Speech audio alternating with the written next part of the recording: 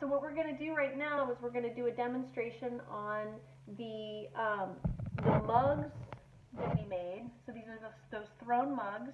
And what we want to do again is make sure that once they're leather hard, that we kind of tap in the bottom of those pieces and that we roll the base so that they have a nice and like non-sharp edge on the form. Okay, so make sure that that is all taken care of before you even consider putting those handles that we made, right? So here's that handle that I made, um, and you know, from my previous demonstration.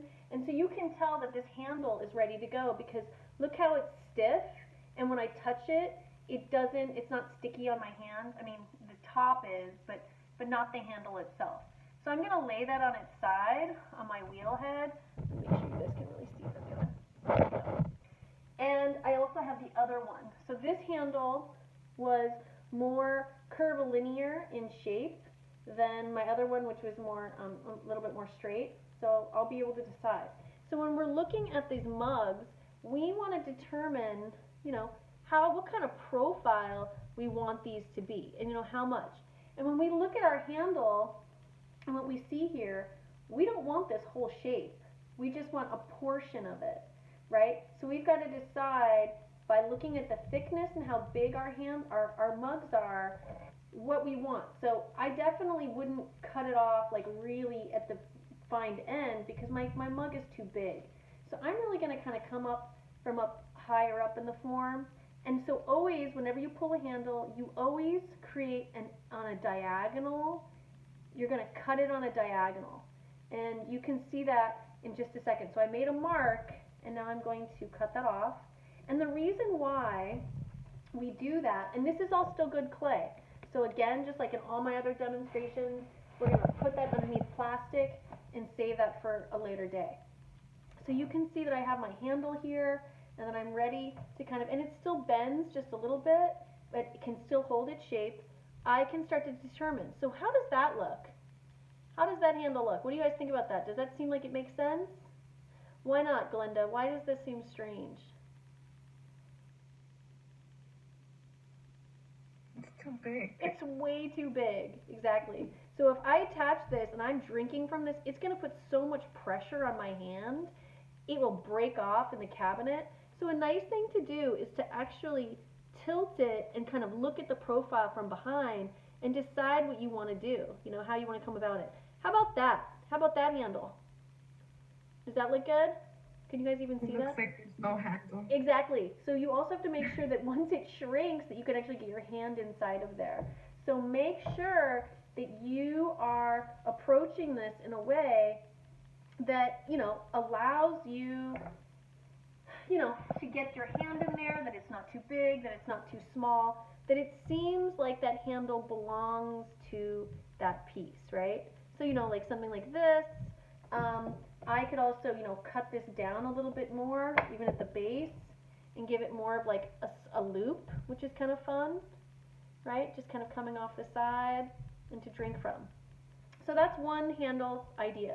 The other handle idea would be to, with my flat handle, again, you need to cut it on a diagonal. As you can see here, I have cut it slightly on a diagonal. Do you guys see that? It's on a diagonal. Again, putting my excess clay over to the side. And then I'm going to also, because this is just so long, I need to determine how much of that handle I want to actually keep, right? So if I wanted to go with more of a handle like that, right? So playing around with those two different ideas. So from what you guys have learned from, you know, previous demonstrations, can I just squish this onto my mug? Why not, Darius? You need to score it. I have to score it, right. So now that I've decided that I'm either going to have this handle here or this one here, what do you guys like better? What should I go with? 1 or 2? 2. Okay, Glenda's saying 2. Anybody else have any thoughts? You good? All right, let's do it. Okay, So from here, I'm going to score where I want that handle to attach. And then I've got to make sure that it's aligned at the base and that it's also straight. It's really common to attach handles, and after you've done it, you put them crooked, and then you have to take them off and do it again. So I'm going to score along both sections, and I've also scored along my piece. And now I need to add just a little bit of either slip, which I have a little bit floating around, but if you don't have slip, you're just going to use a little bit of water, and the water works just fine. And you want to just clean up those base areas just a tiny bit, get them nice and ready to go. And then so when I attach this, I'm not squeezing hard, I'm just kind of nudging it into place and attaching. And you can see with my fingers as I do this, I'm just kind of pushing it into place. Okay? And just like we talked about with the slab cup demonstration, we want to let this set up for a little while and to kind of adhere to each other, become like one shape. And you can see that it is now straight, kind of moving down. I do need to still do a little bit of cleanup at both of the top and the bottom, and I can do that either with my fingers, with my needle tool, and a little clean brush. But that is how we attach handles to our pieces. And you can see here that this handle, my hand fits nicely into that shape, right?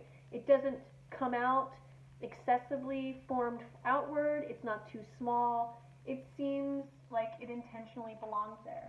Very much like the finished demo cup that I have here, that I've done in the past, that I'm actually drinking tea out of right now. Okay? So that is how we make handles, attachments onto into mugs.